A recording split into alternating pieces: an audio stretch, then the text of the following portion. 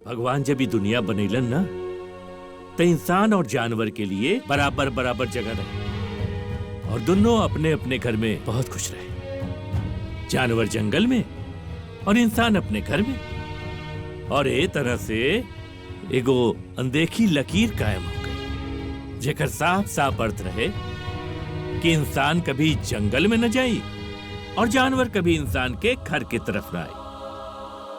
लेकिन बेटा, हमनी में से कुछ स्वार्थी और लालची इंसान लकीर के पार कर देना। पहले तो जानवर के मरलन, फिर जंगल काटे लगला। आपन घर बनावे के खातिर जानवर का घर उजाड़त पड़ा। अब पता नहीं ये लकीर के दोबारा क्या खींची।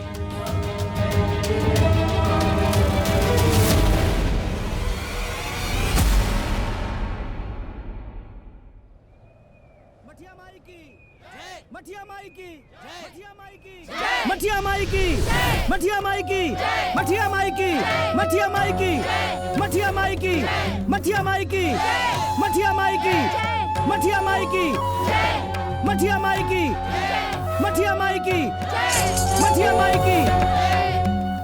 मठिया माई, एगो निवेदन बा, पूजा के समय पे विचार करी, अनावश्यक रिस्क लियाल। प्रधान जी, आप सबके मालूम बा कि मठिया माई के आदेश सीधा शेरा वाली मैया से आवेला और हमनी के माता के आदेश के त टाल ना सकेनी जा, कहे से कि एकर परिणाम बहुत भयंकर हो सकेला।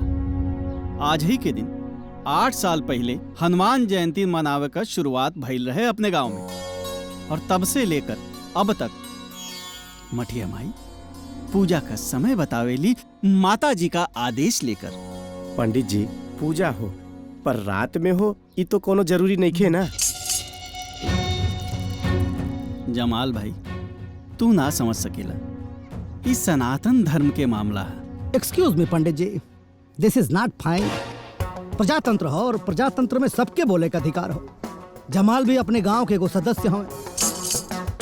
सही कहा तड़ बिल्लू, पर तू गांव में रहेला कितना? दिल्ली, कलकत्ता, मुंबई शहर शहर घूमत रहेला और गांव का भलाई केमे बा ये मठिया माई सबसे बेहतर जानेली।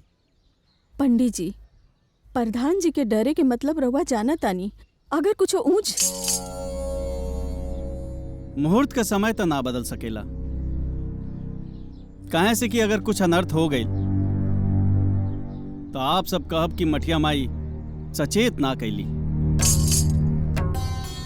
मठिया माई की, मठिया माई की, मठिया माई की, मठिया माई की, मठिया माई की, मठिया माई की, मठिया माई की, मठिया माई की।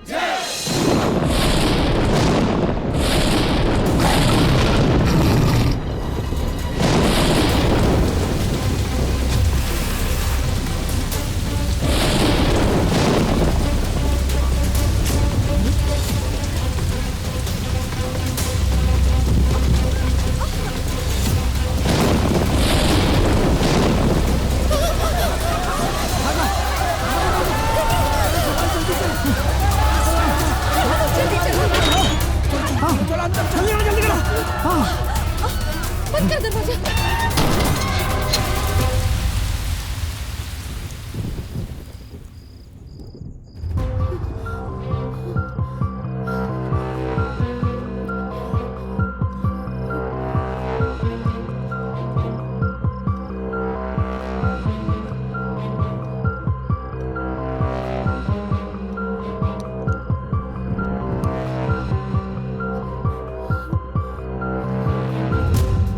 एगो बात बताओ, जब तोके जानकारी ना हो तो ऐसा उल्टा सीधा राग काहे छेड़ देले कि आधी तूफान आ गेल बिन मौसम। देखो एक फालतू बात करी। अरे सर, हम तान से नहीं कि हमरा गोले से आनी पानी होता। गबरुआ आ गेल का बिहान? अब बहिरा के समझावा, कान से मशीन निकाल देले बा। चुप रहा, यहाँ चांद पे आइल बा, तू लगन के मजाक सूझता। गबरुआ आ गेल का बिहान? जो जो जो जो जो जो जो जो हाँ जो पता लगा क्या? हाँ, अरे एक मिनट, रजिया कहाँ बिया? अरे हाँ, रजिया कहाँ बिया? अरे बाप रे, तो बाहर में रह गए।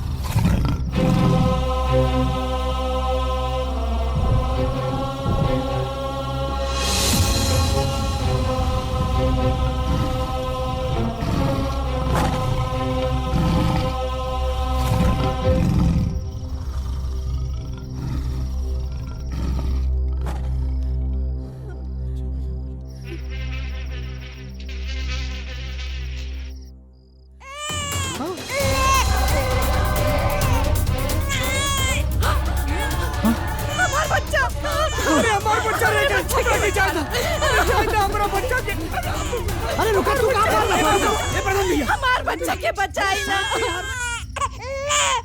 हमारे बाबू बिहान बिहान कहाँ गई? बिहान? हमार बच्चा।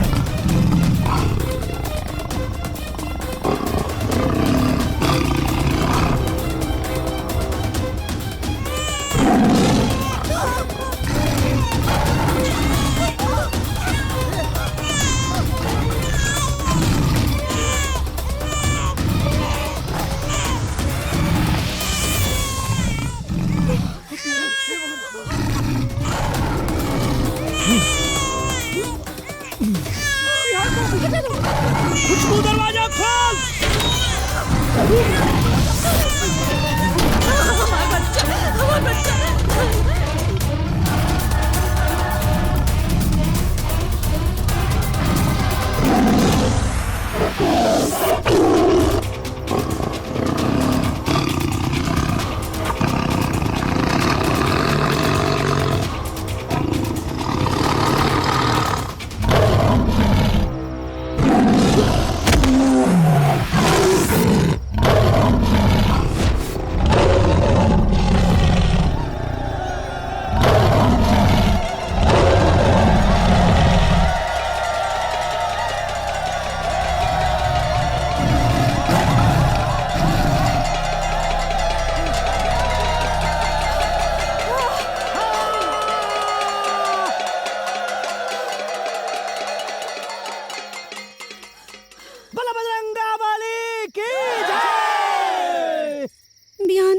तू ठीक बाड़ा ना?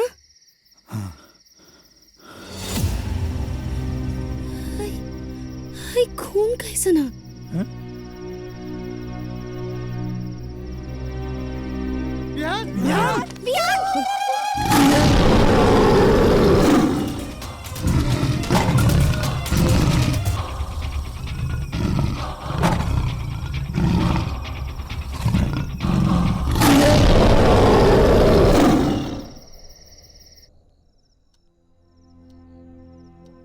माई हाँ बिहान, ई रजिया दुआ काहे पड़तिया? बबुआ तोर सलामती खातिर दुआ पढ़तिया। तू दोनों भले एक माई के कोख से पैदा नहीं खेलेला, बाकी तू दोनों के प्यार देख के मन भर आवेला बबुआ।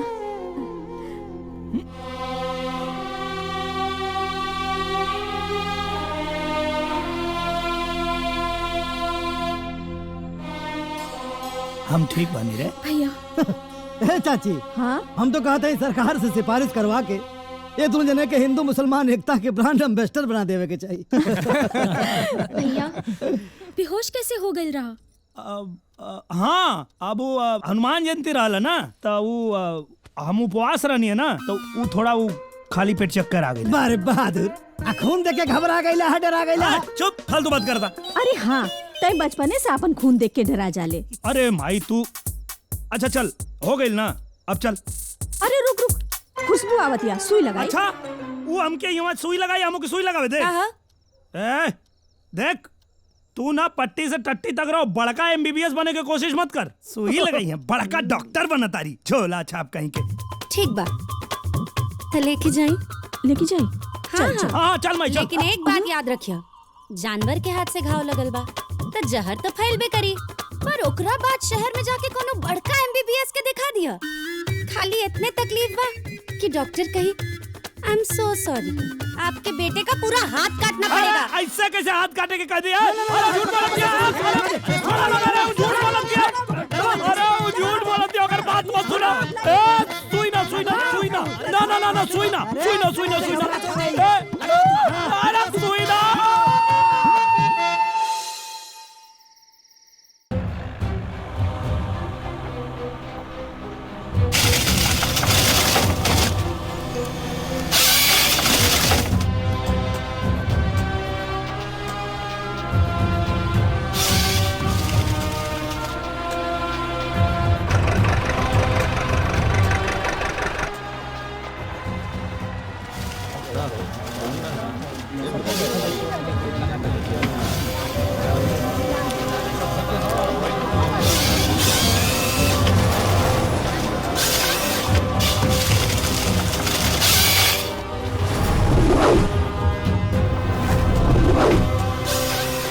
आजकल ये गांव में मुर्गा ना मशीन बांट देत हो, मशीन। अरे यह हाल रही ना तो शोधन जैसे पूरा गांव बहिर हो जाए। और बच्चा लोग भी चैन से सूत ना सकेले, भोरे भोरे जाग जाले सन।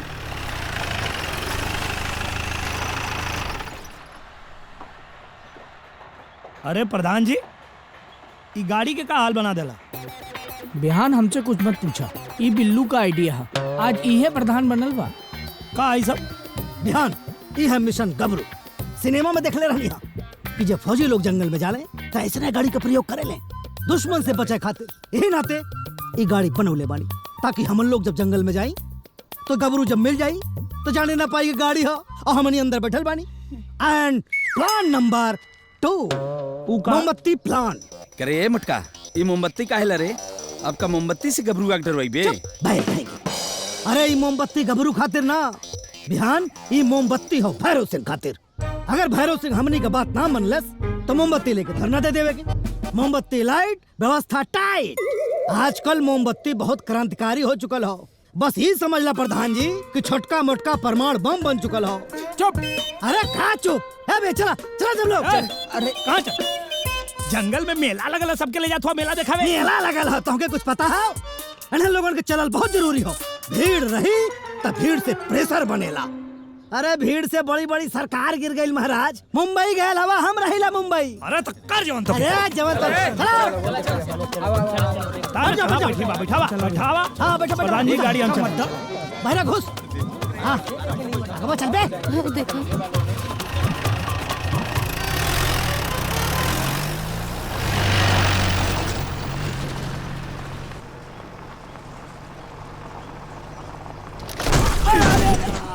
अरे बाप रे बाप, करिया तोड़ दी लेस। ना टूटी करिया है। ये बिल्लू के चक्कर में गाड़ी में और प्रेशर बनावा लो। अरे प्रेशर बनन लाइन छूट गई। का मतलब? अरे ये हमें पहले ही बता कि मुरई कौन खैले बा। अरे क्यों खैले हो? तोर काहे भभाता? रुक जा बतहरो भाई, अब खाली हम ही सुनने वाली ना। अरे मोरी भाई हो वो। ए रोक रे, भाग जा ससुर, भाग जा। ए बिहान गाड़ी रोका, गाड़ी रोका। का बोले? हाँ हमके पैदल आवे को गाड़ी रोक दा। पैदल आई बात दिमाग खराब है। गबरुआ मिली ना मुआ दे। हाँ तो गबरुआ के हाथे मरल ठीक रही, लेकिन पतलहिया मौत हम ना मरब भैया। उतरा उतरा।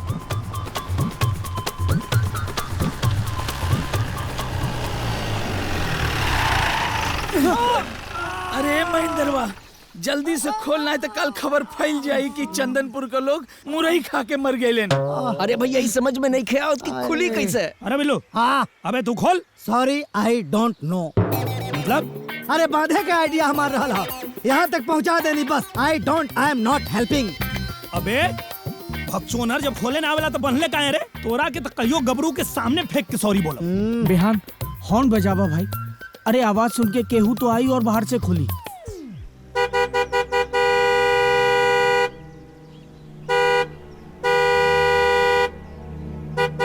लागत है सभे दौरा पे गइल बा। हम सबसे हाथ जोड़ के माफी मांगता नहीं, पता ना आज काहे बहुत घुमड़ा था। अरे जमाल अजाए दा कभो कभो घुमरत घुमरत गोरज हो जाला। जवन हो गइल तवन हो गइल, काहे सॉरी बोला तारा? भाई माफी जवन हो गइल ओकरा खातिर ना, जवन आवे वाला बा ओकरा खातिर। अरे माई हो, अरे बाप रे बाप। अबे जब इतना गैस छोड़ता रे तो गैस के सप्लाई कहाँ ने चालू कर देता है? गांव में कुछ लोग के घर रोशन हो जाई।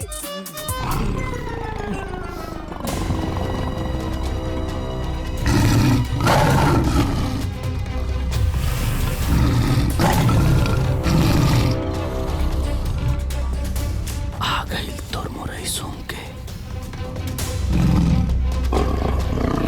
ये तो ऐसे आवता जैसे ऑफिस के साहब ये हवे लागत है सबको ऊपर ट्रांसफर कर देना। का हो तू लोग काहे इतना चुपचाप बड़ा है? चुप तो ऐसे बड़ा कि जैसे गबरुए आ गए हो। चला एक काम करल जाए, अंताक्षरी खेलल जाए जब तक क्यों ना आ जाए। हाँ चला। ए जमात हैं? ये बहिरा के मशीन लगाओ ना तो सबके मरवाई। क्या रे?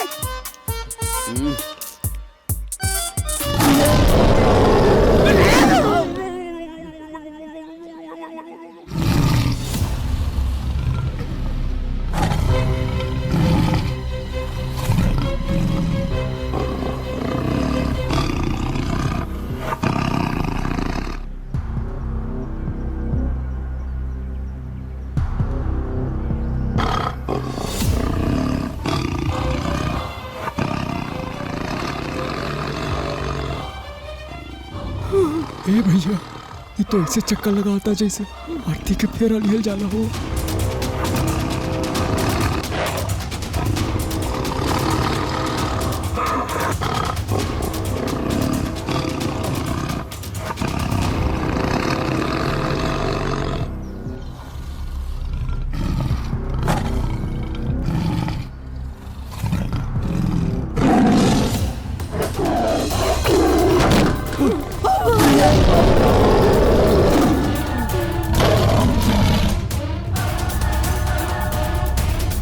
एक्सक्यूज में बिहान नियर अबाउट कितना किलो का हुई है गबरू जी? ए जमा भैया तनी एक बार और घुमा के छोड़े पगला के मुंह बंद हो को। अरे हाथ जोड़ के विनती करता नहीं, चुप रहा लोग प्लीज।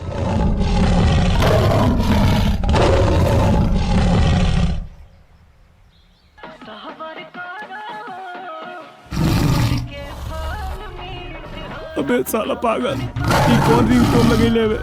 बंद करना तई निमंत्रण पत्र सुन के चबा जाई रे। अटक गइल हो।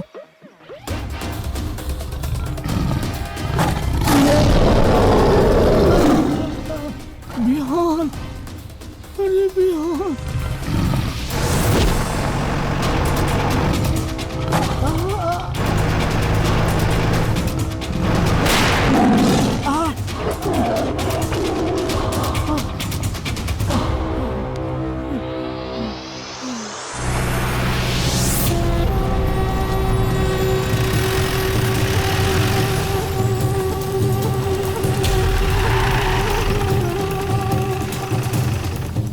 कहा प्रधान जी, रथ लेके कहाँ जाता रहा लोग? कौनो जंग के तैयारी बा का? अरे साहब ई बाहर से खुली, जरा खुलवा देती। दीवान जी सर खोल दी। जी सर।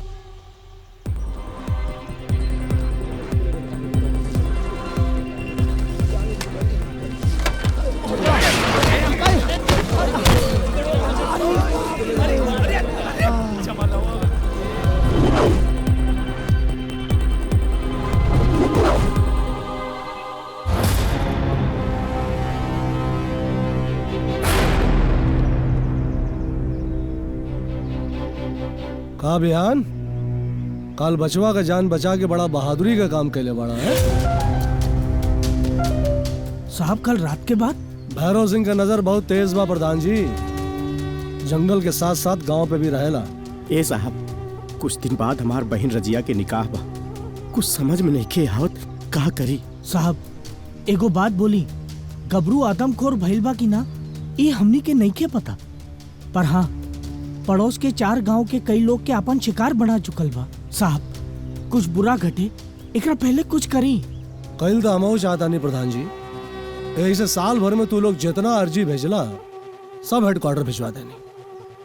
लेकिन सरकारी काम का एक प्रक्रिया होले, हाँ? और फिर सब लोगन के गबरू मरले बा, एकर कोनो पुख्ता सबूत भी नहीं खे तू लोगन के पास। जंगल में अकेला गबरू नहीं खे प्रधान जी, और भी जानवर बाड़े, और अब जानवर के कौनो सीमा तय न कइल जा सकेले। हाँ? सही बात कहता नहीं साहब, अब सीमा तय ना कइल जा सकेला, लेकिन पहले सीमा तय रहे जानवर और इंसान के। लेकिन हमनी के ओकरा घर में घुस गए नहीं, बिल्डिंग बनावे के चक्कर में। एक तरफ पर्यावरण बचाओ के नारा और दूसरी तरफ जंगल उजाड़ो। गबरू बाघ है, बकरी ना, जो दरवाजा पर बांध के रखल जा सके। और यहाँ जिंदा रहे खातिर पेड़ पौधन के जंगल चाहिए, कंक्रीट के ना। पर्यावरण के संतुलन हर साल बिगड़ रहा बा। शिकायत सब केहू करत, पर उपाय करे वाला केहू नहीं के। चंद लोगन के लालच के वजह से बहुत लोगन के नुकसान हो रहा बा, और सबसे ज्यादा हम किसानन के। इंसाफ के ज्वालामुखी अब उबाल मार रहल बा साहब। और कहीं ऐसा न हो जाए कि हमनी के आत्मरक्षा में गबरू के मारे के पड़ जाए। ऐसा गलती करिया मत बिहान भैया। गिनती होले बाघन के देश में लगभग 2500 बाड़े, और एक तो रहे जंगल में गबरू। तू ही लोग नाम देले बाड़ा ना, हैं? इंसान के कत्ल का तो जमानत हो सके नहीं, लेकिन जानवर के कत्ल का माफी नहीं के। हाँ? साहबू, जानवर की बेहोश करे वाला दवाई और बंदूक हमरा कपारे पे रख दे, गिनवा के गोडाउन में रखवा दे।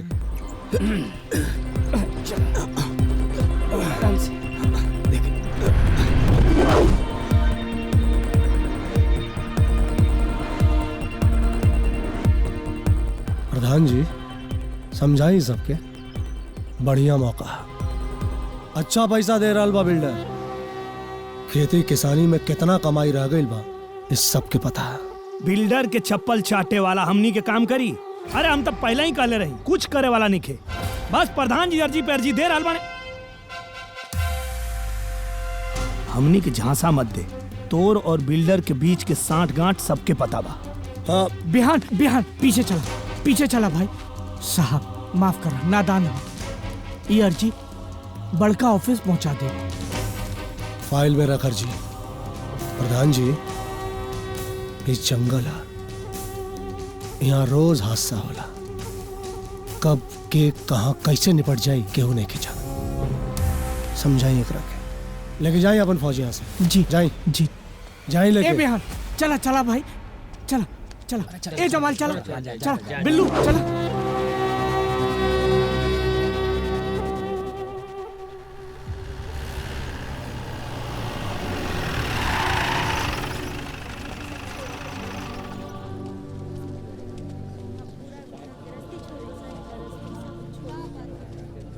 प्रणाम। का प्रधान जी, कुछ बात बनल? हरजी भैरव सिंह के दिया गए। अब देखा लोगन, कार्रवाई कब होता हेड ऑफिस से। का लगता प्रधान भैया, भैरव सिंह हमनी की अर्जी आगे बढ़ाई? देखला कैसे बात करते रहे। बिहान, अब तू चोर के मुंह पे चोर कहवा तो भड़कवे ना करी। बिहान भैया, गरीब के जात भले अलग अलग हो, पर औकात एक्के होला। वो अमीर के सामने सिर्फ रो सकेला, लड़ ना सकेला। ना भाई, हमनी के गरीब हैं जा, लेकिन मजबूर ना। भैरव सिंह हमनी के मदद ना करी, लेकिन हमनी के आपन लड़ाई खुद लड़े के पड़ी।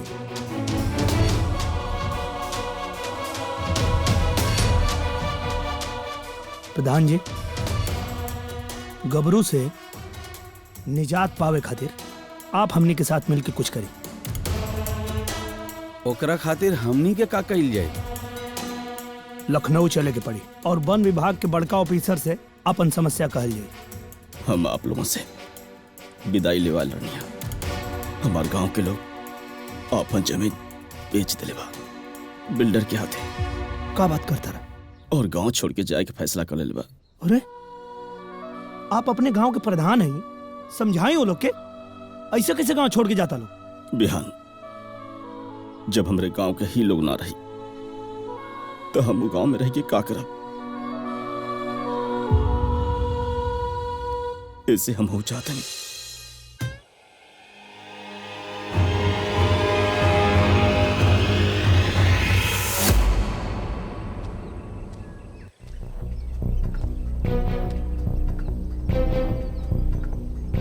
राजवंत, ये पॉसिबल नहीं। तुम्हें जितना पैसा चाहिए विक्रम, मैं देने को तैयार हूं। पैसा नहीं, पार्टी फंड का चंदा, वो तो हम इलेक्शन में ले ही लेंगे। लेकिन जो तुम परमिशन मांग रहे हो ना, वो गवर्नमेंट रूल के खिलाफ है। मंत्री जी, नेता लोग ही तो रूल्स बनाते हैं। ये मेरे घर का बगिया नहीं है जो मैं तुम्हें काटने के लिए दे दूं। जंगल है ये जंगल, और उत्तर प्रदेश सरकार की छवि का मामला है। मैं तुम्हें जंगल काटने की परमिशन देकर बिल्डिंग बनाने की परमिशन नहीं दे सकता। मैं भी तो उत्तर प्रदेश के विकास की बात कर रहा हूं, जहां पर लोगों के लिए आलीशान बिल्डिंगें बनाऊंगा। राजवंश, ध्यान दो, जरा सोचो। अगर जंगल काट दोगे ना तो इस धरती का विध्वंस हो जाएगा, और अगर तुमने जंगल काट दिए तो जानवर कहां जाएंगे? आपने तो भाषण देना ही शुरू कर दिया। समझाना जरूरी है, आखिर दोस्त हो तुम मेरे। लेकिन दोस्ती तब तक रहेगी जब तक कानून के दायरे में रहोगे। Thank you.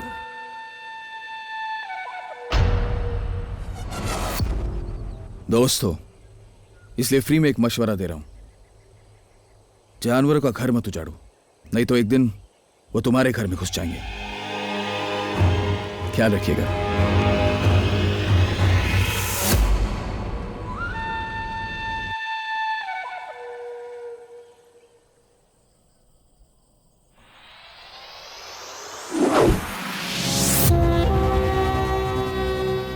मेरे पे भरोसा रखो राजवंश। इस जंगल में जो मैं कर सकता हूं ना, तुम्हारे मिनिस्टर साहब भी नहीं कर सकते। इस जंगल के परिंदे भी मेरी मर्जी के बिना नहीं हिलते। यहाँ के जानवर से लेके पेड़ों तक सबका हिसाब है मेरे पास। इस जंगल का गबरू हूं मैं। देखो, सीधी तरह समझाओ।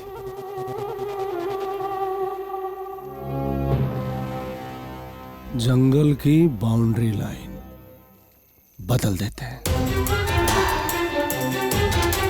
लेकिन मिनिस्टर तो कह रहा था कि हम ऐसा नहीं कर सकते। मिनिस्टर सिस्टम को नहीं चलाते, बाबू लोग चलाते हैं। तुम पैसों का इंतजाम करो, मैं कुछ ऐसी सेटिंग करता हूं कि कागजों में भी जंगल की बाउंड्री लाइन बदल जाएगी। Good idea. और वो मिनिस्टर कह रहा था कि अगर हम जानवरों के घर में घुसेंगे तो जानवर हमारे घर में घुसेंगे। हमारे नहीं, उनके, गांव वालों के। जमुआवा, खुरैनी, काशीपुर और चंदनपुर। अगर किसी ने सर उठाया तो? राजवंश, याद है तुम्हें कुछ साल पहले जब इस प्रोजेक्ट की नींव रखी थी तुमने? एक सर उठा था, दीनानाथ पांडे।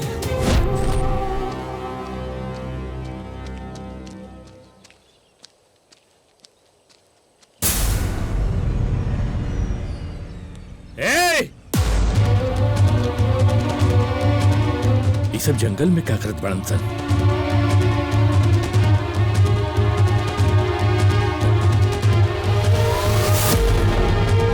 तार काहे कटले बड़न सन? तुम्हें तो पता है उस दिन जंगल में जो दीनानाथ ने देखा, उसकी शिकायत बड़े साहब से कर दी।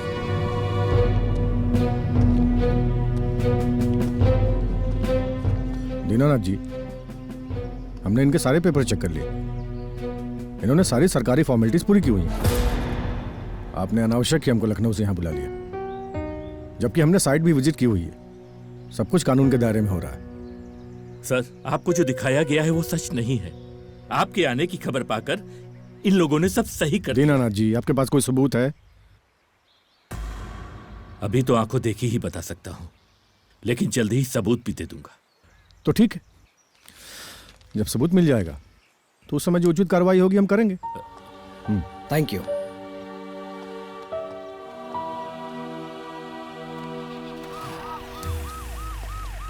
मैं आप लोगों को यह विनाश की लीला करने नहीं दूंगा। दीनानाथ, विनाश तो होकर ही रहेगा और तुम उसे रोक नहीं पाओगे। पहले अपने के तो बचा ली महाराज, पर्यावरण तो बचत रही। आप लोगों को जो करना है करिए, पर मैं पीछे नहीं हटूंगा। और आप लोगों को एक सलाह देता हूं, जानवर और इंसान को इतना मजबूर मत कीजिए कि वो बागी हो जाए और अपना अपना घर बचाने के लिए एक दिन आपका विनाश कर दे। जो हश्र कुछ साल पहले दीनानाथ पांडे का किया था, वही उसका भी करूंगा जो मेरे सामने सर उठाने की कोशिश करेगा। हाथ पैर बांधकर भूखे जानवरों के सामने फेंक दूंगा।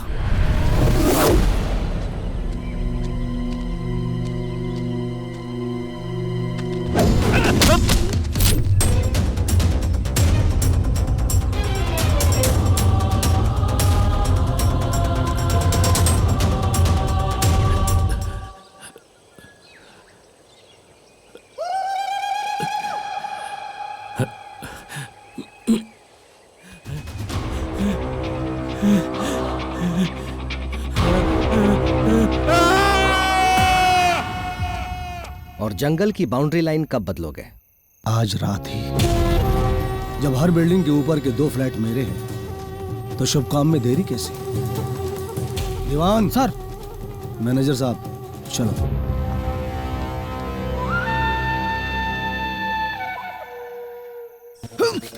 अरे यादव जी, संभार के, सरकारी प्रॉपर्टी है, फिर बोर्ड हो जा लगावे के भी बा। अरे मैनेजर, जितना जानवर कहनी है उतना मरिया। बढ़िया डील मिलल।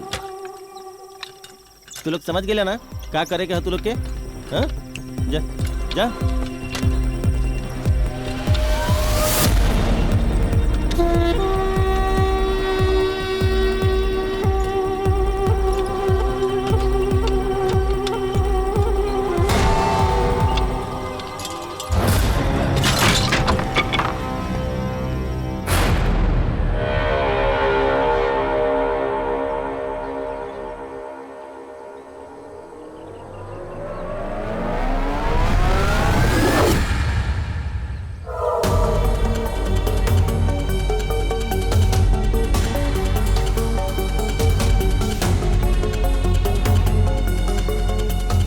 जंगल की बाउंड्री तो सीधा रहे।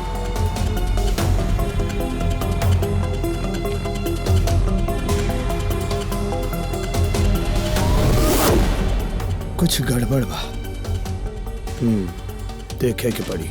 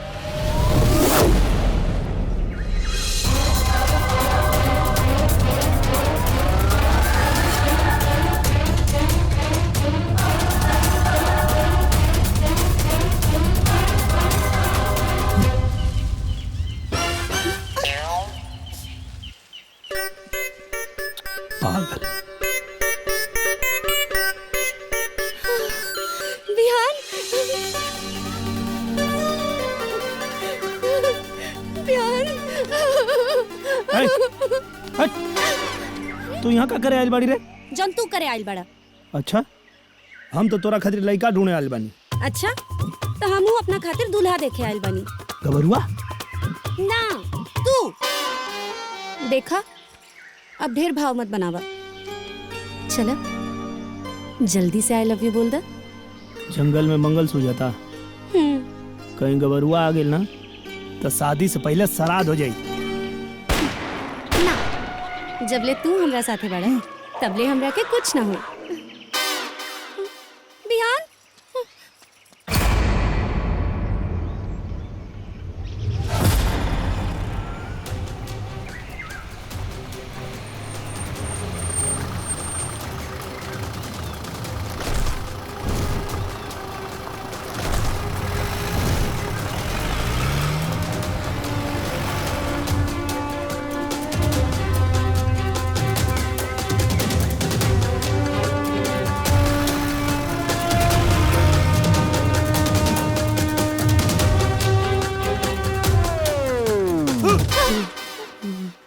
अरे तू गईली ना अभी? कैसे जाई? गबरुआ आ गेल तब। ये आवे समय समझ में ना आइल रहे। प्लीज ना बिहान जाए त ना।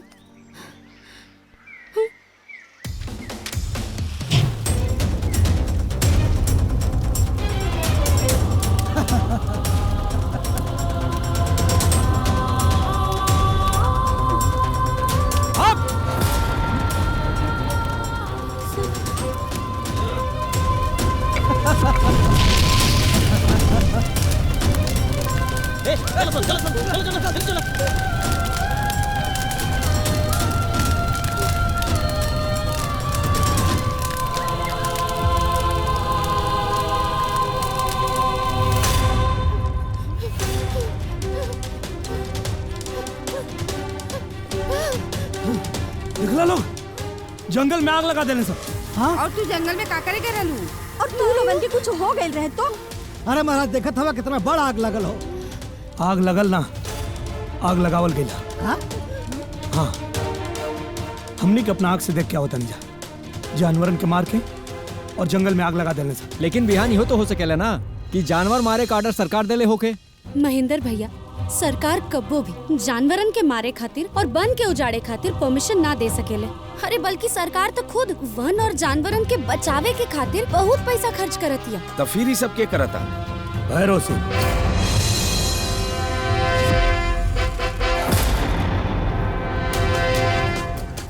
भैरव सिंह? हाँ भैरव सिंह। हम तो तू लोग के कब से समझावत है कि भैरव सिंह बिल्डर से मिलल बा, और बिल्डर से मिल के सिर्फ हमनी के गांव ना, जंगल के आसपास के सब गांव के खाली करावे के चाहता। देखा हमारी बात माना लो, हमनी के चल के बड़ा ऑफिस में शिकायत करे के चाहिए। और सुनवाई ना फैलता भैरव सिंह से दुश्मनी हो जाई। लेकिन जिस सरकार का बाउंड्री बदल सकेला वो तो कुछ भी कर सकेला ना। बिहान हमनी के साधारण इंसान है और साधारण इंसान कुछ न कर सकेला। हमरे खाता रहे आराम ही से झूठ बोलता रहे हैं? बेवकूफ दिखाता नहीं तोरा के हम तोहनी के भरोसे रह तो लुटिया डूब जाई हमार। अरे बिहान रहे हुआ। तुम्हें कैसे पता? तुम्हें क्या लगता है राजवंश, जो पैसे तुम देते हो अकेले खाता हूं मैं? अरे पूरी सेटिंग करनी पड़ती है, बांटना पड़ता है सब में। चंदनपुर गांव के मेरे खबरी ने बताया मुझे, वो तो गांव वालों ने उल्टा बिहान को समझा दिया, बात संभल गई। वरना मैनेजर जी, गबरू के कब है? आप जैसन कहले रहनी ओकरा के छोड़ देनी। उसे क्यों छोड़ा? राजवंश, गबरू की इस वक्त हमें जरूरत है। गांव खाली कराने के लिए गबरू की दहशत ही काम आएगी।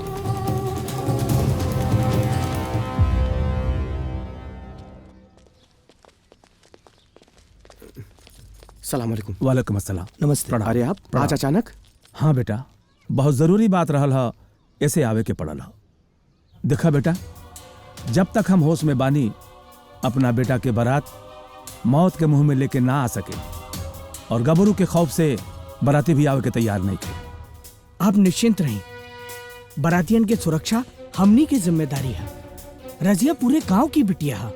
देखिए प्रधान जी, अगर आप निकाह शहर में करी तब हम शादी करे के तैयार बने। शहर में शादी कही इतना आसान नहीं की। लगन के समय बा, हर चीज के दाम दुगना हो गई बा। शहर के इतना खर्च आई कहां से? देखा भाई, जब तक गबरू गांव में बा बारात ना आ पाई। चाचा, अगर निकाह के दिन गबरू बाहर ना आई तब हम कैसे मान लें कि गबरू बारात के दिन बाहर ना आई? आप बारात तब तक लेके मत आई जब तक गबरू से सुरक्षा के पुख्ता इंतजाम की जानकारी आपके ना मिल जाए।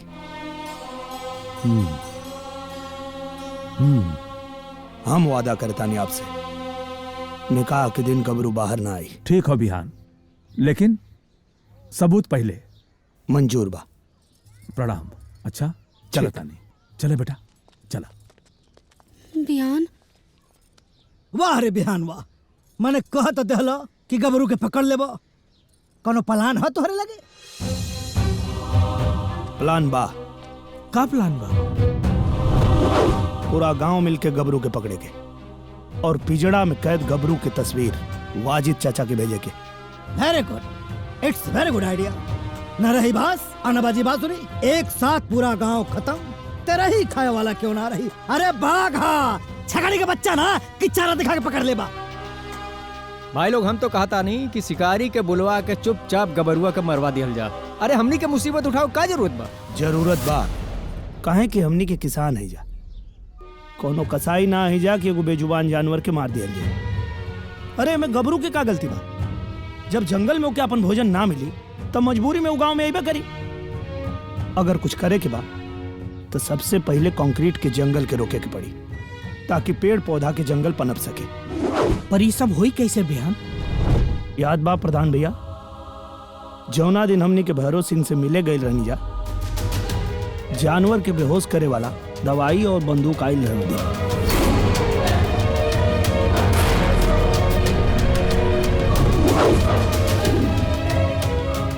बिहान, एम्मे जान के खतरा बा। अगर आज हिम्मत ना दिखावल जाए माई, तो पूरा जीवन गबरू के डर के साया में जिए के पड़े। और आज अगर रजिया की शादी टूट गई तो फिर कबो ये गांव में न केहू के बारात आई और न जाई। ना भैया, हम ये शादी ना करब। हमरा वजह से पूरा गांव के जान खतरा में डाले की जरूरत नहीं थे। तू चिंता मत करो बहन, तोहार निकाह तय दिन तारीख पे ही हुई। हमरे बहन की खुशी के छीन नहीं खे सकत। आप लोग के हमरे ऊपर भरोसा बाकी ना?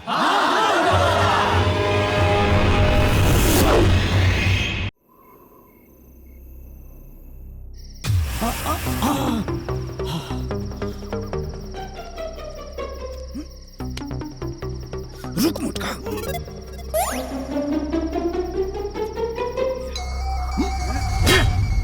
ए महेंद्र, का ऊपर सब ठीक बा ना? सब बढ़िया बा भैया। ठीक बा। हे भैया, हे भैया, का हम ऊपरे रही का? चुप, नीचे उतर जा। चुप।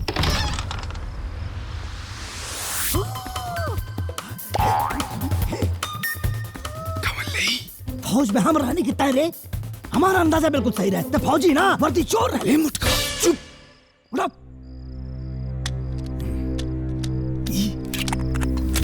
वो लोग अभी लेना आइले। हाँ, अरे कहाँ रह गए रहला तू? चोरी करे गए लहनी, गबरू के सेवा में नहीं खेला गल। अच्छा, वो बेहोश करे वाला सुई? हाँ बाबा रख ले। चलो चलो चलो चढ़ लो। हाँ लेकिन बिहान बस खाली धुइए गो सोई हो। हाँ हाँ ठीक बा, चलो लो। हाँ चलो चलो चलो।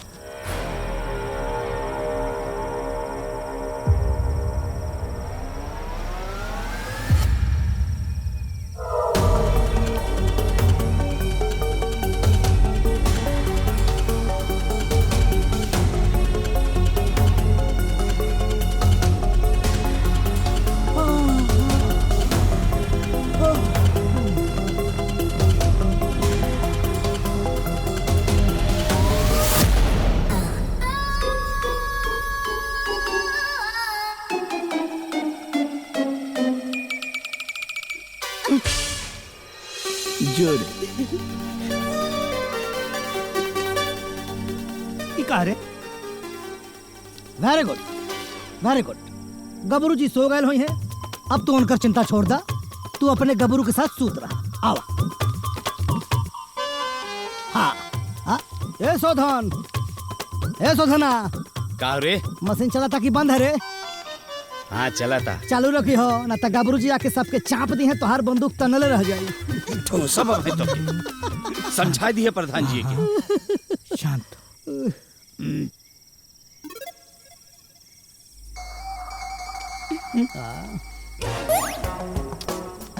ए शोधन, शोधन, का रे मोटका?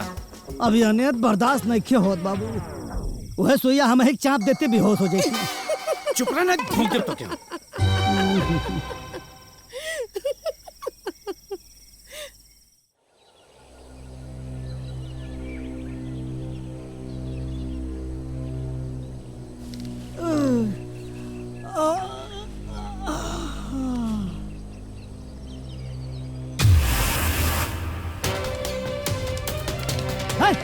है बिहान।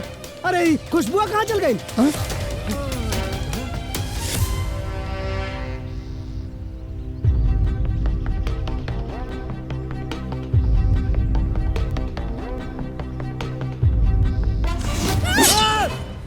पागल, दिमाग खराब हो गई बा। जंगलवा में अकेले का मॉर्निंग वॉक करता रू ना, गबरू के पकड़े आयल रनिया। ई चाकू लेके तू गबरू के मारे चला लहू। चला जा यहाँ से। ना, आज रजिया की शादी के दिन अगर 4 बजे ले गबरू के पकड़ला के सबूत वहां ना पहुंचल तो वहां से बारात ना निकली। आज कैसे भी गबरू के पकड़े के पड़ी। तू चिंता मत कर, हम बानी ना, हम पकड़ता नहीं। ओके जा, तू जाके ऊपर बैठा। ना, हम साथे चलब। देखा हमार बात माना तो के हमार के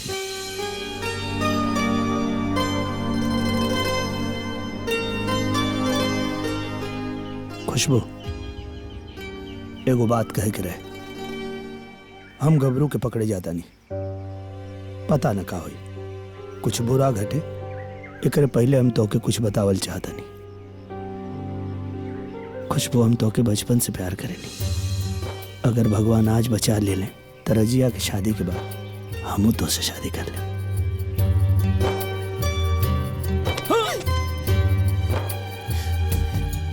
आज ही किधर मिलल रही सब बात कहे के? पहले ना बता सकत रहले।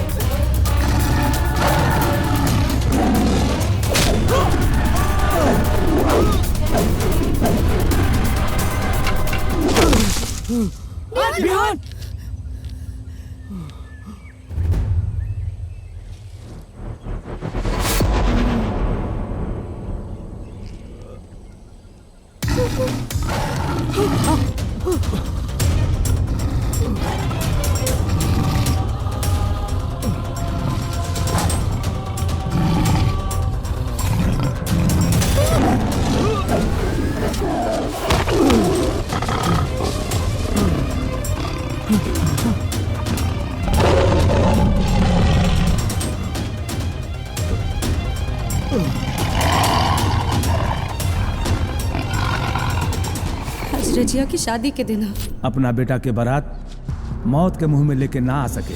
आप बारात तब तक लेके मत आई जब तक गबरू से सुरक्षा के पुख्ता इंतजाम की जानकारी आपके ना मिल जाए। ना भैया, हम ये शादी ना करब। तू चिंता मत कर बहन, तोहार निकाह तय दिन तारीख पे ही हुई। अगर 4 बजे ले गबरू के पकड़ला के सबूत वहाँ ना पहुँचल तो वहाँ से बारात ना निकली। अगर आज हिम्मत ना दिखावल जाए माई, तब पूरा जीवन गबरू के डर के साया में जिए के।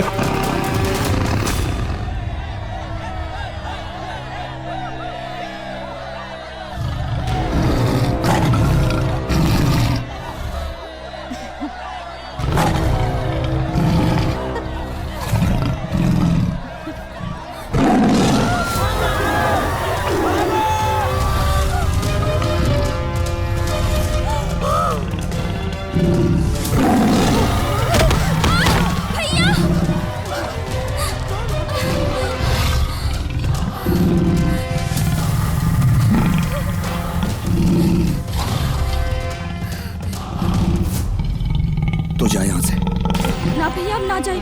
हम कहता नहीं तू जा यहाँ से। ना भैया हम ना जाए। जा भैया।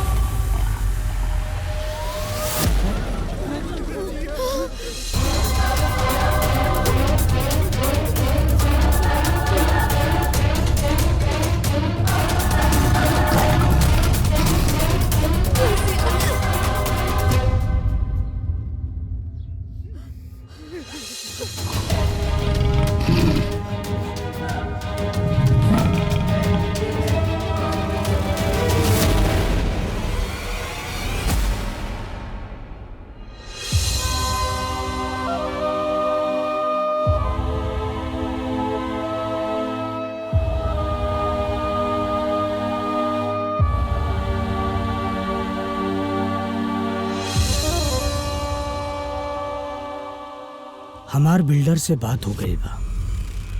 हमनी के अपन गांव बिल्डर के बेच के शहर चल जाए जा। सभे अपन सामान समेटल शुरू कर दा लोग।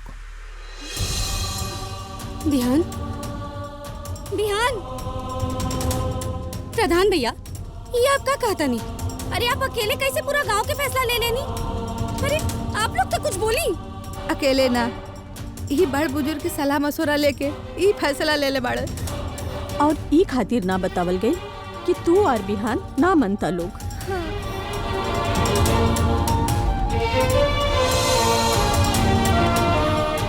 बिहान बिहान सुना तारा का होता है जा? अरे कुछ बोलत काहे नहीं का? खुशबू, बिहार की चुप्पी में ही होकर हमें बा।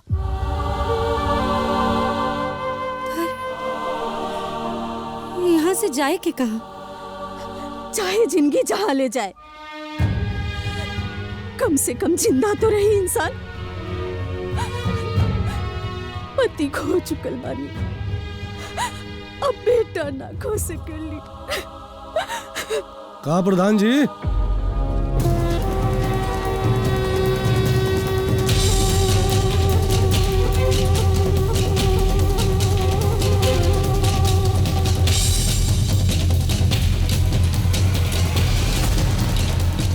बधाई हो।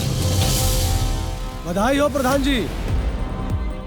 बढ़िया कैला कि फोन कई के बता देला कि सब लोग गांव छोड़े खातिर तैयार बाड़े, नहीं तो सब जेल जाते। 3-4 इल्जाम तो हम ही ठोक देती। बताइए कौन कौन? पहला इल्जाम, सरकारी माल खाने से दवाई और बंदूक का चोरी। दूसरा इल्जाम, बिना परमिशन, बिना हमरे परमिशन ट्रैंकुलाइजर से गबरू के मारे। और तीसरा इल्जाम, नेशनल एनिमल, राष्ट्रीय पशु के जबरदस्ती पिंजरे में बंद करेगा। एक सलाह दी रिहान बाबू, इस देश में इंसान के मार के तो क्यों बच सकेला, लेकिन अगर जानवर के छेड़ला और हल्का सा खरोच भी आ गई ना, जमानत ना हुई। जमानत ना हुई। बड़ी खुशी हुई है, आप सब ने समझदारी का फैसला लिया है। देखिए, भैरव सिंह ने जैसी हमें बताया, हम आपसे मिलने चले आ गए। हम आपकी मजबूरी का नाजायज फायदा नहीं उठाना चाहते हैं। आप सबको अच्छी खासी रकम भी मिलेगी। हालांकि भैरव सिंह के कहने पर ही हमने ये फैसला लिया है कि आप सबको हम दूसरे गांव वालों से ज्यादा पैसा देंगे। जाइए, जाने की तैयारी कीजिए। 7 दिन में कागजी कार्यवाही पूरी हो जाएगी। उसके बाद आप सबको आपके पैसे मिल जाएंगे। तो जाइए। जाके शहर में बसिए। कहा भाई, कहा सोचा तारा लोग हैं? अरे जा शहर का आनंद ला जाके। एजा का रखल बा। का बिल्लू बाबू, ले जा मुंबई सबके मजा करावा है। गांव में तो बिना आधुनिक सुख सुविधा के खाली घसीटत रहा। शहर में सब कुछ बा। बिजली, सिनेमा, बाजार, बढ़िया अस्पताल। और गांव में सब बेकार। 7 दिन के बाद तू लोगन के सारा दुख तकलीफ का अंत हो जाए।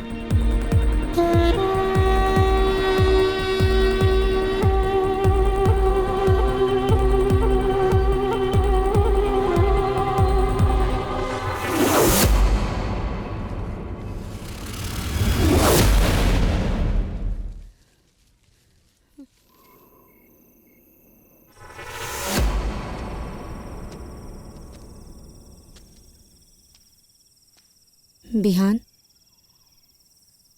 यहाँ अकेले काहे खड़ा बड़ा?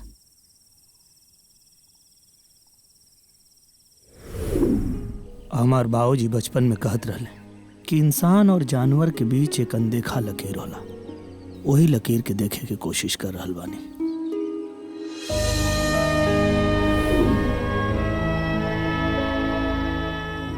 लोग कहेला कि जे इंसान के मारेला वो जानवर होखेला, काहे कि ओकरा में समझ ना होला। लेकिन ओकरा ना समझी के वजह से इंसान अपन एकता के खो देला। ना बिहान, हिम्मत मत हारा। जे भी होखेला भगवान के मंजूरी से ही होखेला। ना खुशबू, इंसान अपना कमजोरी के, मन के मजबूरी के भीख देला। लेकिन हम कमजोर ना बना। फिर बिहान ही सब ना खुशबू, जौना गांव के मिट्टी में हमार जन्म भइल बा, जौना गांव के मिट्टी में हमार पालन पोषण भइल, जौना गांव के मिट्टी से हमार वजूद बा, कौनो भी वजह से वो गांव के खत्म ना होके थे। लेकिन बिहान फैसला हो चुकल बा। हम फैसला बदल दे। राजवीर बिल्डर के अपने गांव में घुसे न दे और अपने गांव के लोगन के गांव छोड़े न दे। लेकिन ये सब होई कैसे?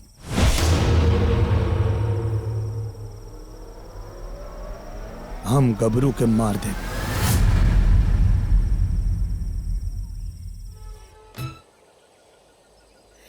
बिहान,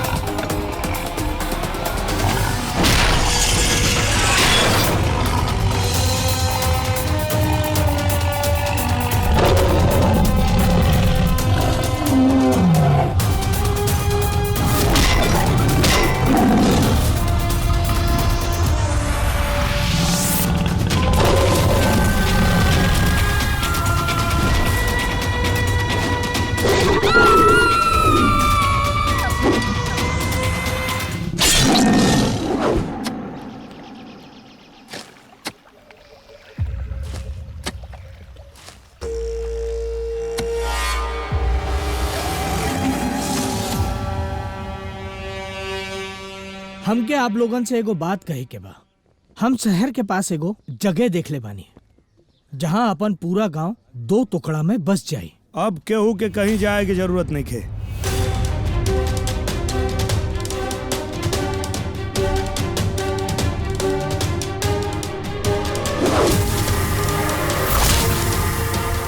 हम गबरू के मार देनी और ओकर लाश ताल के किनारे दफना देनी। मार दिला? अरे तो के पता बना कि ई गैर कानूनी है।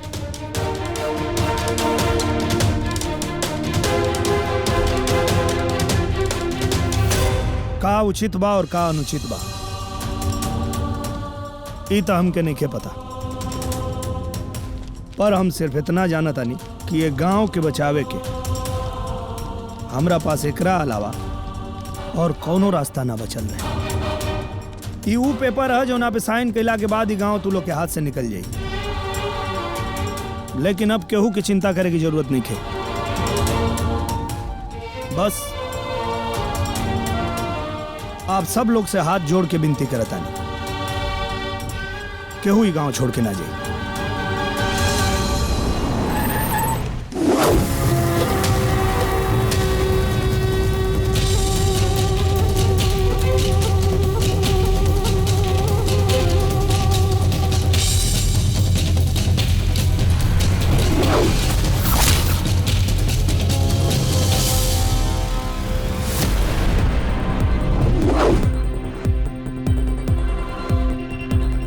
ईगुल तो पहले ही से एग्रीमेंट हाथ में लेके खड़ा पड़ा है। भैरव सिंह, ये गांव जल्दी से खाली करवाओ। हाँ, घबरात काहे बनी? अब स्वप्न नगरी का सपना पूरा हुई हमने का।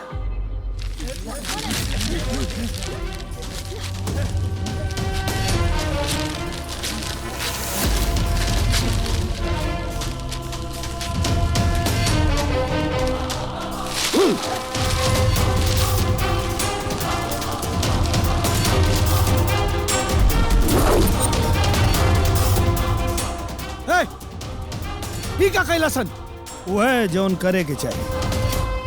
बारे भैया, प्रकृति के गोद में अपन घर बनावे के सपना बेचे तारा लोग। केकर घर उजाड़ के हैं? ओकर घर उजाड़ के जेकरा खातिर के ई धरती माई के गोद है। ई जंगल, ई पहाड़, ई नदी, ई पर्वत, ई ताल, ई सब से हमनी के वो अलग रिश्ता है। हमनी के इस सब के पूजे नहीं जाए। पर्यावरण बचाओ के नारा आज दुनिया दे रहल बा, लेकिन हमनी के हमेशा से एकर रक्षा कैले बानी जाए। पर्यावरण के गोद में भगवान के आसन लगेले बानी जाए और आस्था से खिलवाड़ करे के जरूरत मत करिया। ध्यान! ए भैरव सिंह, भूला मत, तोहार सामना करे वाला मर्द बाई गांव में। एक एक का हड्डी तोड़ब हम। ऐसा गलती मत करिया भैरव सिंह, ना तो आज यहाँ 100 हाथ एक साथ उठी, फिर सोचला कि हड्डी के कर टूटी। अच्छा, इतना गुरु? तो ठीक, तोनी अपने ऊपर केस ठोकवावे खातिर तैयार हो जा सन। कैसन केस? हाँ, कौन सा केस? गबरू के कैद कैला का केस, केबिन हाउस में चोरी का केस। का सबूत बा? हाँ, का सबूत बा कि हमनी के केबिन हाउस में चोरी के लिए बानी जा? का सबूत बा कि हमनी के गबरू के कैद के लिए रहनी? देख बिहान, अगर कागज पे साइन ना भई, अरे गांव हमरा के ना मिलल ना, तो हम कुछ भी कर जाए। बिल्डर के प्रोजेक्ट खातिर हम जायज नाजायज कुछ भी कर सकेले, कुछ भी। का बिल्लो? हाँ, वीडियो सही से निकलल ना? हाँ, पूरा एकदम HD क्वालिटी में आयल हो। ते वीडियो बनावता रे? हैं? सबूत इकट्ठा करता रे? ते हमरा के जानत नहीं खे। ध्यान! उत्तर प्रदेश के नक्शा से एक गांव का नामो निशान मिटा दे। अरे हट! ये गांव के बारे में ऐसा सोची है मत, ना तो तुर वो हाल करब कि गांव के नाम सुन के तो रूह कांप जाई। भरत सिंह, अभी चलो यहाँ से। याद रखिए, ये धरती माई है हमने के, और अपने माई के सम्मान खातिर हमनी के जान दे भी सकत आनी जा, और केहू के जान ले भी सकता नहीं जा।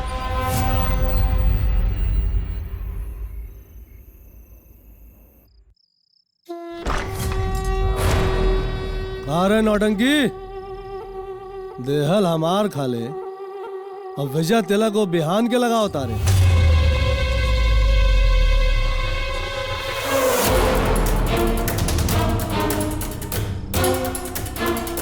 रे कुत्ता, जीतल ऊ बा त तिलक भी ओही के लागी न। तोर मुंह में कालिक पोता गइल बा। ओकर तारीफ कर रहल बाड़े, ओकर तारीफ कर रहल बाड़े तै हैं? काम तो उहे कैली बा।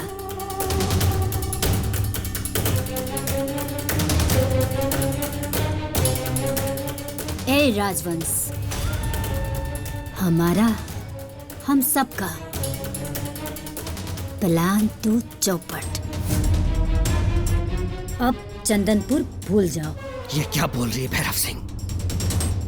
अगर ये प्रोजेक्ट नहीं हुआ ना तो मैं सड़क पे आ जाऊंगा। ऐसन का कैले सरे? बिहान गबरू के मार के नदी किनारे दफना देले बा।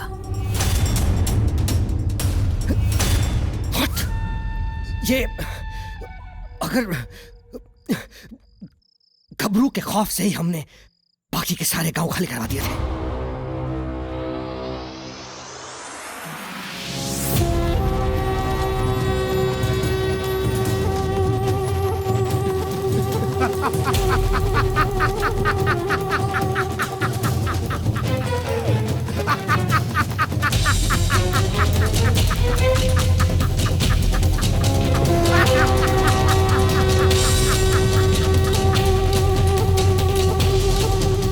हार के गम में लागत भैरव पगला गई। खेल खत्म ना भइला, खेल तब शुरू भइला।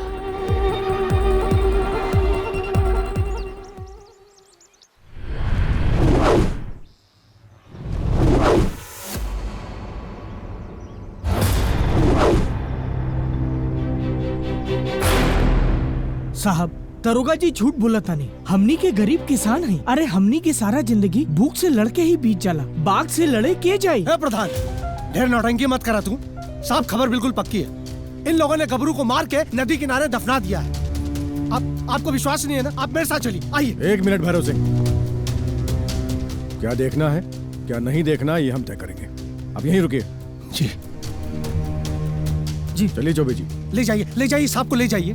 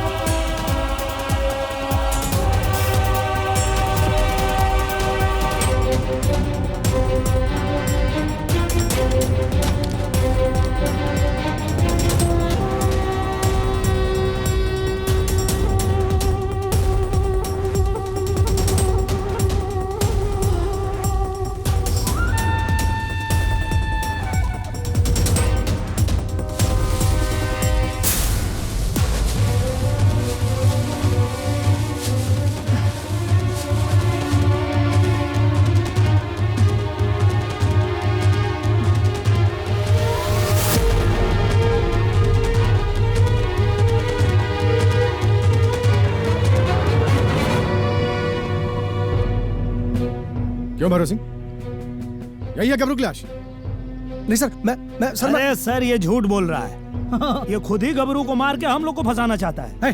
कुछ भी मत बोल सर। हमारी रिपोर्ट बिल्कुल पक्की है सर। इन्हीं लोगों ने गबरू को मार के दफना दिया। अब सर ये मिसगाइड कर रहे हैं सर। ये बहुत मिसगाइड ये कर रहे हैं या तुम कर रहे हैं? तुम्हें कैसे मालूम कि गबरू को किसने मारा? सर हमारे कुछ खबरी गांव में है। कौन खबरी है? अरे साहब, लगता है गबरू छुट्टी मनाने के लिए जंगल के रास्ते नेपाल चला गया, इसीलिए इनको नहीं मिल रहा है। बिहार! चुप रहो भैरव सिंह।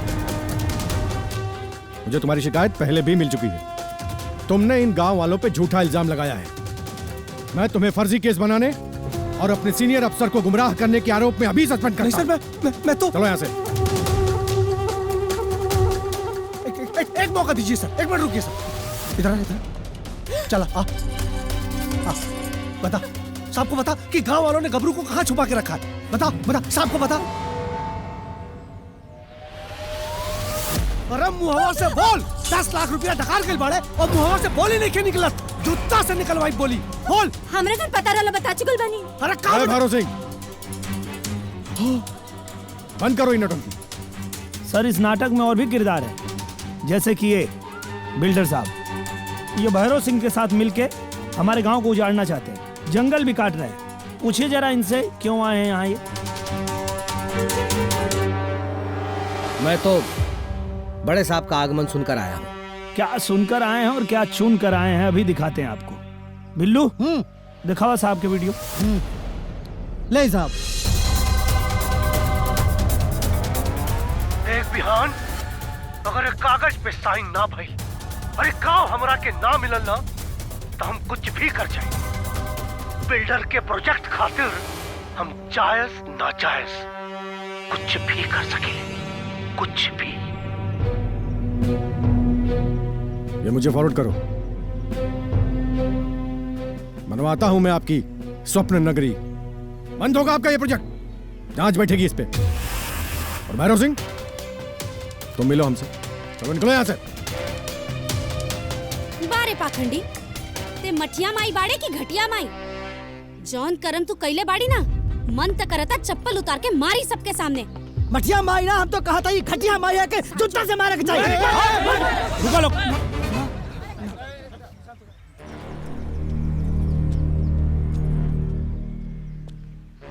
गलती खाली एकर नहीं खे, गलती तू सब लोग के बा। जौन अंधविश्वास के बढ़ावा देके इंसान से भगवान बना देले बाड़ा। आज एकरा के यहाँ मर बोलो, काल एकर मूर्ति कहीं और बन के पूजा होके लगे। इससे पहले कि हमार सब्र के बांध टूट जाए, निकल यहां से। भाग। भैरव सिंह, स्वप्न नगरी चलो। मैनेजर चल भाग। देखिए, अगर आप लोगों ने सच में उसको मारा है तो आपको भी सजा मिलेगी। नहीं सर, सिर्फ इन लोगों का पाखंड सामने लाने के लिए मैंने यह नाटक किया था। मैंने गबरू को नहीं मारा सर। गबरू जिंदा है। हाँ, आइए सर, मैं दिखाता हूं आपको।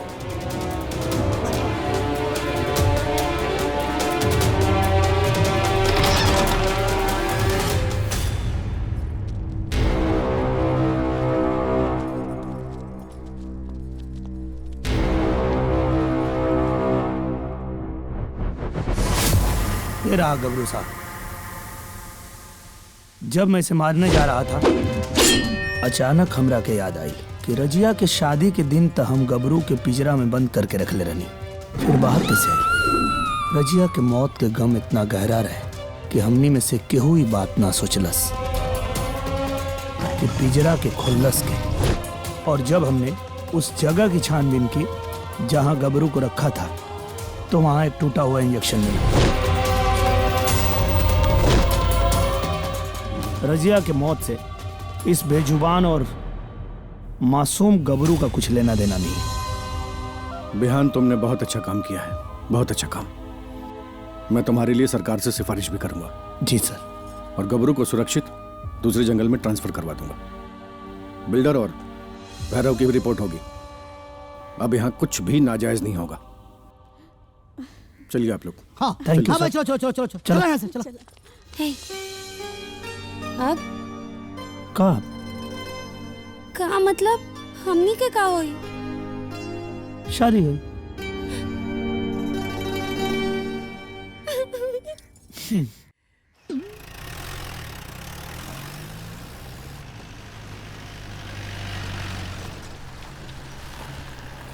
यही जगह है।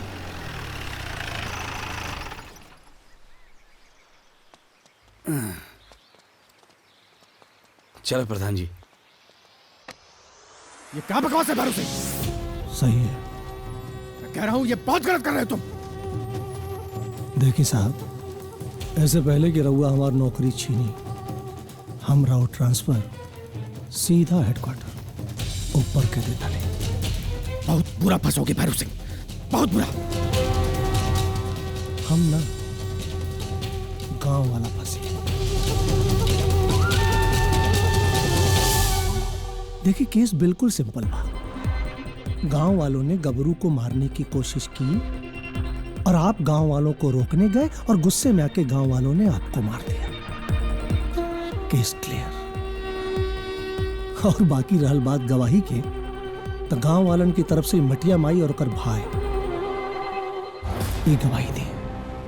और फिर रहल बात राजवंश के, तो इनकर पैसा कौने देने काम है? केस दबा दिए। मत भूलो भैरव सिंह कि हम तुम्हारे सीनियर हैं। भूले के पड़ी। काहे कि बड़ा मुश्किल से ये प्रोजेक्ट यहाँ तक पहुंचाला और अब हम कौनो गलती ना कर सकेली। रउआ के तो जान से जाए के पड़ी। काहे कि रउआ एकरा के रोके का कोशिश कर रहा बानी। रउआ से पहले भी क्यों रहे जो प्रोजेक्ट के रोके का कोशिश करत रहे, हाथ पैर बांध के जानवरन के सामने फेंकवा देने। बेचारा दीनानाथ पांडे से स्वर्गीय दीनानाथ पांडे हो गए।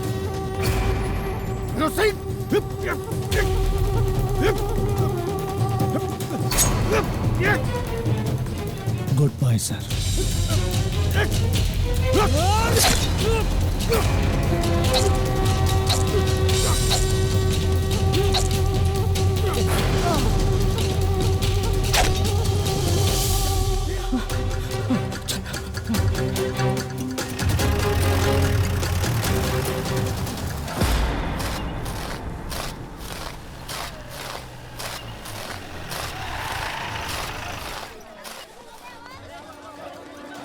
अरे का भइल? चाची बिहान कहाँ बा? होई कहीं गौए में। चाची वो केबिन हाउस में भैरव सिंह बड़े साहब के मार दिलस। चाची भैरव सिंह बिल्डर के साथे मिलके चाचा के भी मार देले रहे और अब गबरू के भी मारे जाते। प्रधान भैया,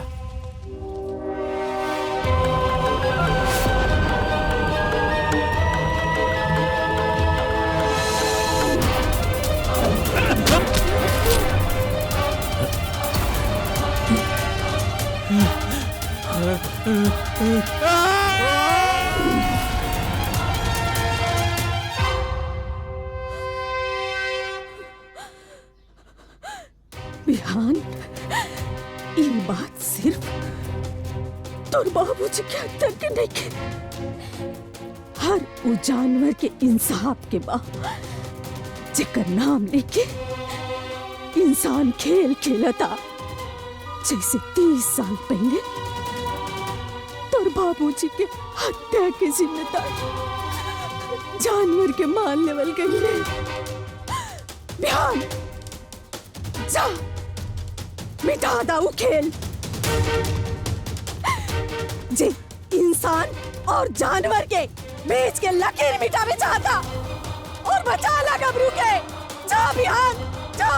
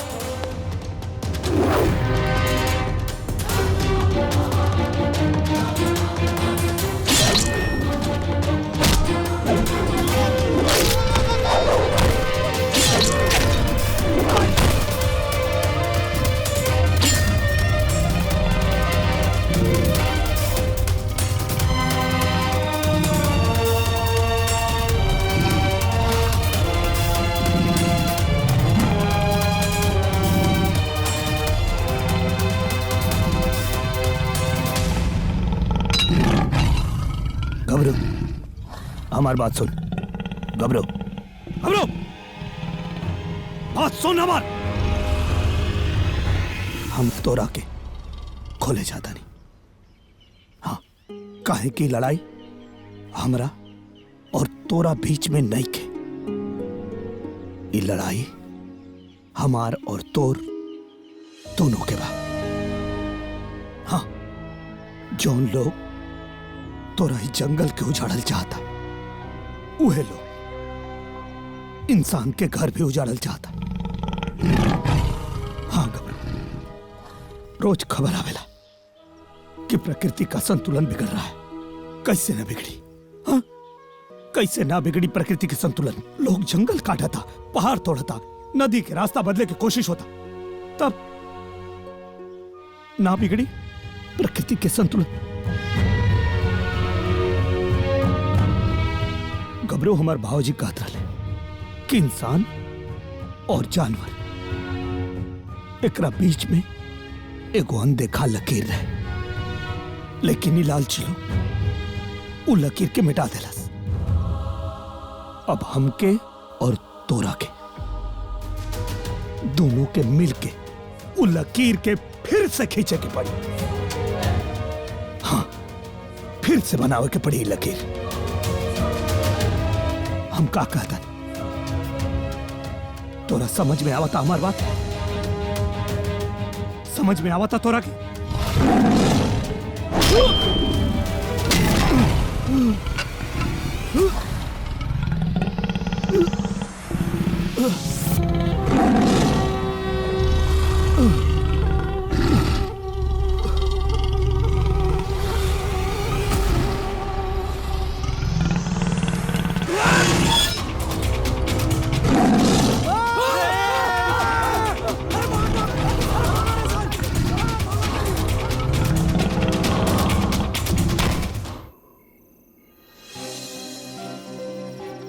का मालूम कब आई, समझे में ना बता। बहुत देर हो गई, बताओ यार, बिहान अब तक ना आई। प्रधान भैया, हमके तो लागत है कुछ गड़बड़ हो गई बा।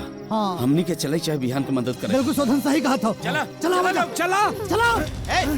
हाँ हाँ, चुपचाप अपने अपने जगह पे खड़ा रहा। जे भी अपना जगह से हिली सीधा ऊपर जाई। बेटा सब बेटा, बेटा बेटा, चला अपना अपना जगह सब लोग बैठ जा।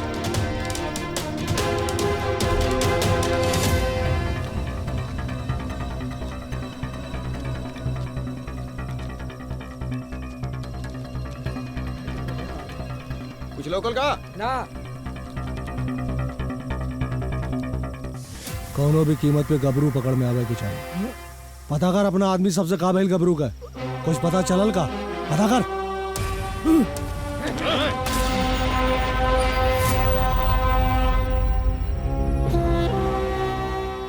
आज खत्म हुई,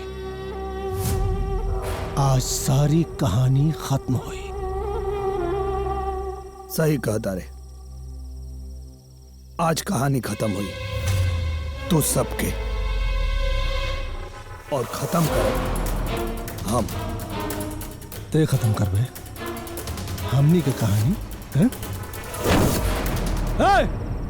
बतावा रे एकरा के कर औकात।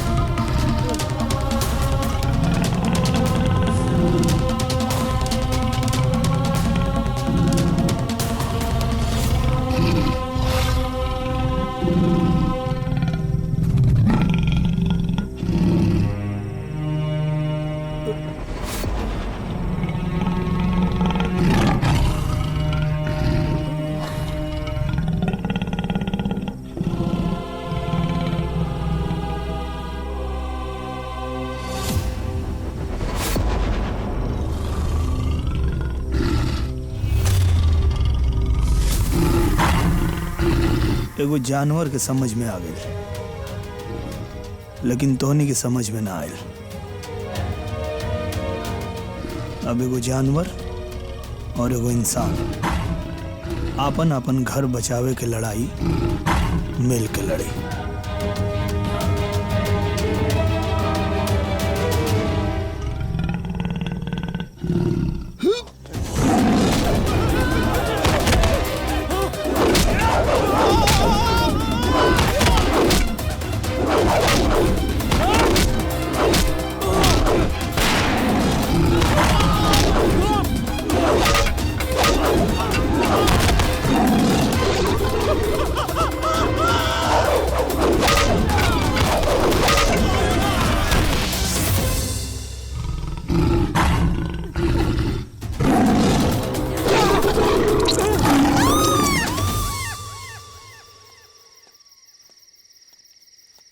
बताओ, अच्छा खासा सलून रहे, सलून में अच्छा खासा दाढ़ी बार मूछ बनावत रहनी हो, कहीं बहिरा के चक्कर में फंस गई नहीं हो। बहिरा बहिरा के कहले रे? बहिरा बहिरा के ना काम तब के काम ता बहिर ए मोटका मोटका के कहले हो। अभी 8 किलो वजन कम कहनी हो। अरे एक पील मारब ना भाई तक भाई काम के मर गए, मार के मर बता दबाए काम के मर गए, जान ले ले भाई।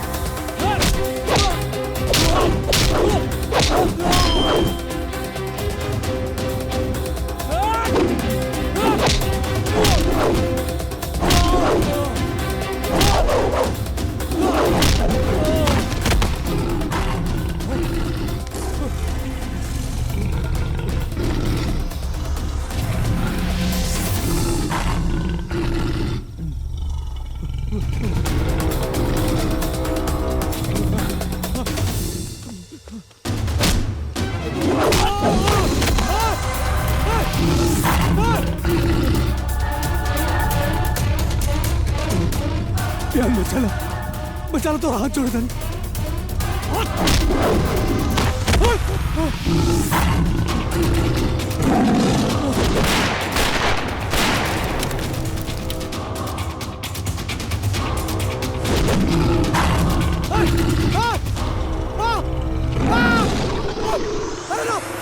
बचाओ बिहान, बचाओ।